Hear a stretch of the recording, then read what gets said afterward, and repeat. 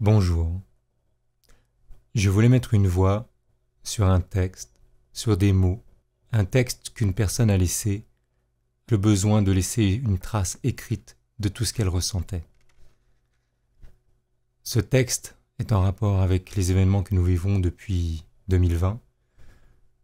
Je pense qu'il parlera à bon nombre d'entre nous. Peut-être que certains l'ont déjà lu. Il s'intitule « Je n'oublie pas ». Je n'oublie pas. Je n'oublie pas la date du 12 juillet 2021 qui a marqué ma vie à jamais, qui a détruit ma confiance en mon pays, ma confiance en la démocratie. Je n'oublie pas que la devise de la France liberté, égalité, fraternité s'est transformée en quoi qu'il en coûte. Oui, quoi qu'il en coûte des dégâts collatéraux. Je n'oublie pas que la fin aura justifié tous les moyens, même les plus ignobles. Je n'oublie pas que la liberté est devenue condition, l'égalité a disparu pour laisser la place à la discrimination, la fraternité a volé en éclats et est devenue division. Je n'oublie pas la fracture du peuple, les discussions houleuses, les amitiés brisées. Je n'oublie pas les victimes du Covid, les victimes collatérales de certaines mesures, les suicides, les faillites, les enfants à qui on a volé l'insouciance et qu'on a culpabilisé, les citoyens vaccinés dès 12 ans contre leur volonté profonde. Je n'oublie pas ma cousine, dans son centre de rééducation depuis 7 mois, qui se bat pour tout réapprendre suite à sa 2e injection Pfizer. J'espère la justice pour elle et les autres victimes des injections expérimentales qui sont trop nombreuses et qui sont les oubliées de cette crise réduite au silence. Je n'oublie pas les personnes âgées mortes de solitude pendant les confinements, enfermées pour certaines dans leur chambre en EHPAD, les obsèques en comité restreint, l'impossibilité des proches de dire adieu à un défunt. Je n'oublie pas les soignants suspendus sans salaire depuis le 15 septembre 2021, avec la complicité des syndicats et des institutions, à qui on a même retiré le droit de démissionner, qu'on refuse de licencier, laissés sans ressources, dans le mépris le plus total et l'indifférence générale, alors même qu'on les applaudissait tous les soirs pendant la première vague. Ils sont 15 000 soignants et 5 000 pompiers. En pleine crise sanitaire, comment accepter de se passer d'eux, quand des soignants vaccinés positifs au Covid, eux, peuvent exercer?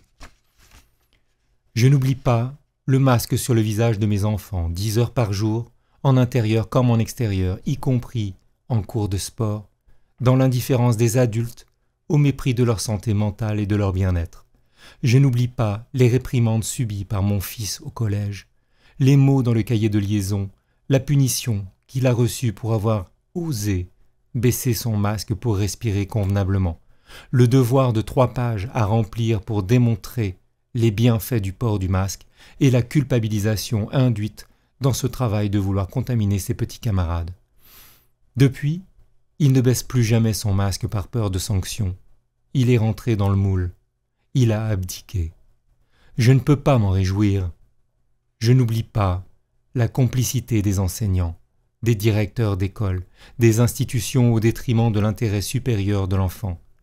Un masque n'est pas normal et n'a jamais empêché un virus de circuler, virus qui ne concerne d'ailleurs pas nos enfants.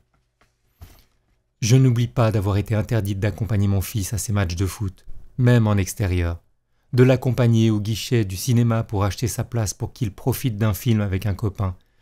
Je n'oublie pas l'humiliation ressentie ce jour-là, d'avoir dû rester dehors et veiller à ce qu'il achète bien son billet à travers la vitre. Je n'oublie pas les médecins, soignants, qui ont bafoué leur serment d'Hippocrate en hypocrite, en conditionnant l'accès aux soins, refusant d'opérer ou de prendre en charge des patients non injectés, la maltraitance physique et verbale, vécue par un proche avant une intervention chirurgicale parce que non vacciné. Je n'oublie pas que les riches se sont enrichis, les pauvres appauvris, les profits des labos, la corruption des États, les conflits d'intérêts, la censure des discours scientifiques contraires à la parole officielle, les traitements efficaces interdits encore aujourd'hui. Je n'oublie pas la pression sociale, le mépris que j'ai ressenti, les regards accusateurs, les phrases assassines. Je n'oublie pas d'avoir été considérée comme une sous-citoyenne, irresponsable, égoïste et inconsciente, d'avoir été désignée comme une ennemie, un danger. Je n'oublie pas qu'on m'a culpabilisé de réfléchir par moi-même, de douter, d'exercer mon libre arbitre et de faire appel à mon sens critique. Je n'oublie pas d'avoir été traité de complotiste. Je n'oublie pas le pass sanitaire, le pass vaccinal, de constater avec désolation l'acceptation de la majorité comme hypnotisée. Je n'oublie pas d'avoir été, mes enfants et moi, empêchés de vivre normalement, d'avoir été mis en isolement social. Je n'oublie pas d'avoir été insulté par le président. Les non-vaccinés, j'ai très envie de les emmerder. On va continuer de le faire jusqu'au bout. Un irresponsable n'est plus un citoyen. Je n'oublie pas la guerre psychologique faite dans les médias, la manipulation par la peur, les propos honteux, les insultes de médecins, philosophes, politiques, journalistes, célébrités. Il faut confiner les non-vaccinés. Les non-vaccinés ont du sang sur les mains. Faut-il soigner les non-vaccinés ?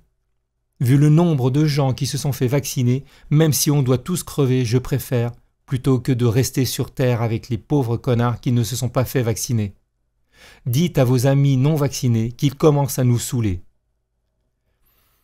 Je n'oublie pas que plus rien ne sera jamais comme avant, que la société est abîmée, que je suis abîmé. Cela m'a profondément changé. Je n'oublie pas que le QR code a laissé place au bon sens et fera partie de nos vies. Une nouvelle vague, un nouveau virus, une guerre, une crise écologique justifiera son retour.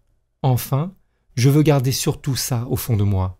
Je n'oublie pas les manifestations dans la joie et la bonne humeur, les nouvelles amitiés, les valeurs partagées, le convoi de la liberté, les associations, la solidarité, les groupes d'entraide et tous les résistants. Auteur inconnu. Merci.